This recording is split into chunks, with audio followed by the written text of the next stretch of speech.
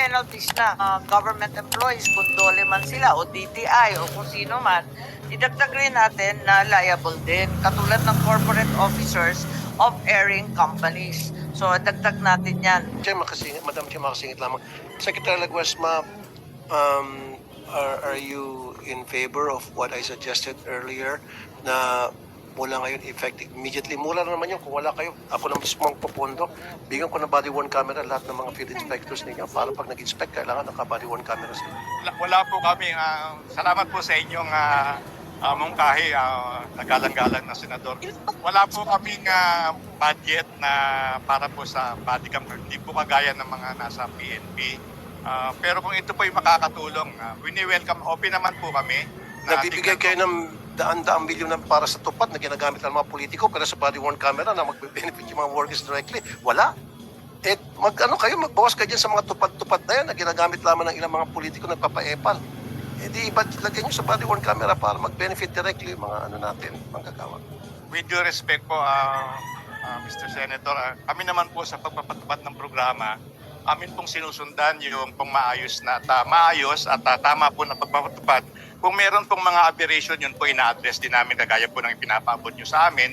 Hindi naman po kami nagbibing-bingihan o hindi gagawa po ng hakbang. Okay, so for the meantime, pwede ba bigyan natin ng body worn cameras yung mga field inspectors nyo? Kasi pag walang body worn camera, sinisiguro ko po sa inyo, sir, magiging house show lang po yung inspection.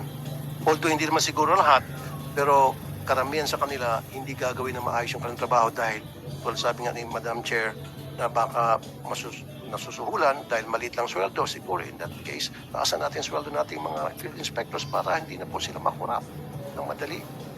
Mas po kami dun sa inyong mungkahi at amin po titignan kung paano natin magkakaroon ng implementasyon, Madam Chair. Thank you, Secretary. Okay. So wala pa muna hanggat walang budget. So ibig sabihin from now hanggang sa magkaroon ng budget, kung kailan mabudgetan natin, Madam Chair, para sa body worn camera, so tuloy ang ligaya. Hindi po. In the meantime po, na walong ganong klaseng device or something, we have to institute reforms as you have suggested. So we anong will klase? closely monitor din po ang mga ginagawa. Yung pong, kumbaga sa kung meron pong mga tinatawag na inspection results, iba-validate po namin ng separate na team para... So anong klaseng validation gagawin niyo po muna, Secretary Laguesma? Time po, dahil hindi naman po kami pwedeng huminto lamang. Ano yung baba po? Sa proseso po na binabanggit ni na kanina, kung meron pong inspeksyon at hindi po kami masasabi natin na satisfied dun sa halimbawa po ang merong mga nakakaabot na reklamo, pero ang resulta po ng inspection ay no violation finding. Ipapadidate po namin yan dahil maliwanag po na hindi siya tumutugma doon po sa mismong mga ikangay nagsasabi na mayroong mga paglabag sa mga opiral. Isa na lang po, Madam Chair.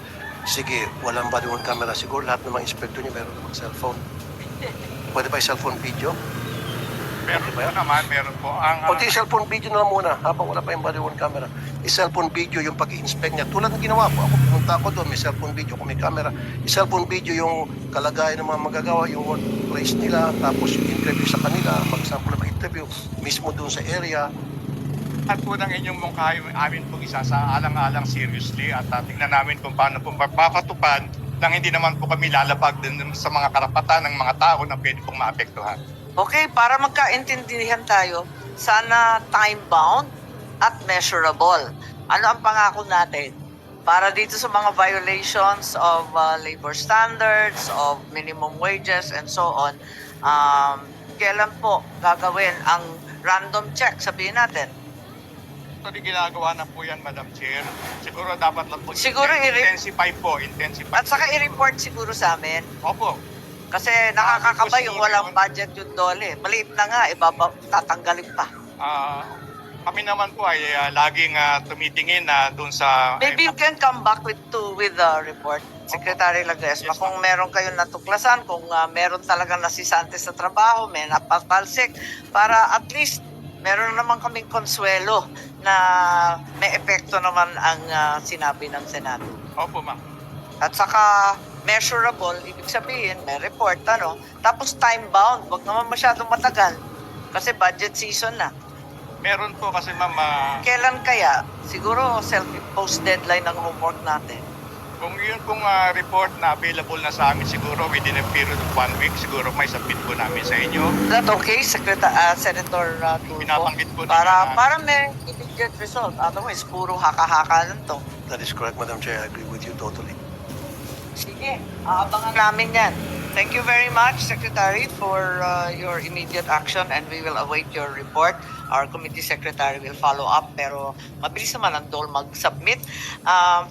Yung ating labor representatives mula sa